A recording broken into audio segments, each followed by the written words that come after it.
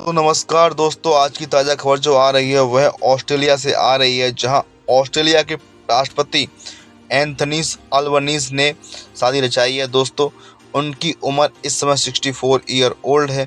उन्होंने अपने एक मिलने वाली प्रेमिका, जिससे वो प्यार करते थे, वो एक फाइनेंस में काम करने वाली थी, जोडी हेडन करके नाम है उनका। जोडी हेडन जो है, उनकी उम्र 47 ईयर ओल्ड है। उन्होंने जोडी हेडन और एंथनी अल्बनीज दोनों ने मिलकर शादी रचाई है। दोस्तों, ऑस्ट्रेलिया में जो शादी रचाई गई है, उस समय इन दोनों की उम्र जो है वो काफ़ी रोचक है। इस उम्र में अगर शादी हम अपने यहाँ कोई शादी करता है तो दोस्तों काफ़ी ज़्यादा मजाक बनाया जाता है और उससे सलाह दी जाती है कि आप शादी इस उम्र में ना कीजिएगा।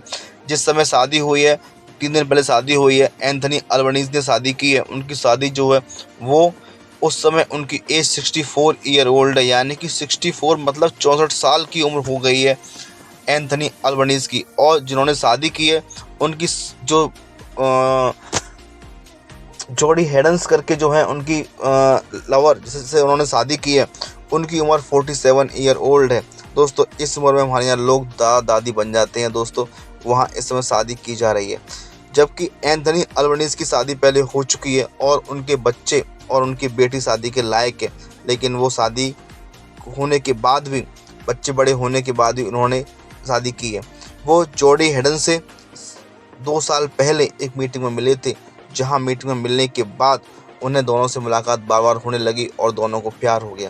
दोनों प्यार में इतने पागल हो गए या इतना गो हो गए कि एंथनी अल्बनीज ने अब शादी के लिए प्रपोज कर दिया। लेकिन जोडी हेडन्स जो है उस शादी को इनकार नहीं कर पाई और उन्हें इतना अच्छा मौका मिल रहा था कि वो एक ऑस्ट्रेलिया के राष्ट्रपति, जो इस समय राष्ट्रपति हैं, उनसे शादी करने का मौका मिला था। उन्होंने दोस्तों शादी कर ली है।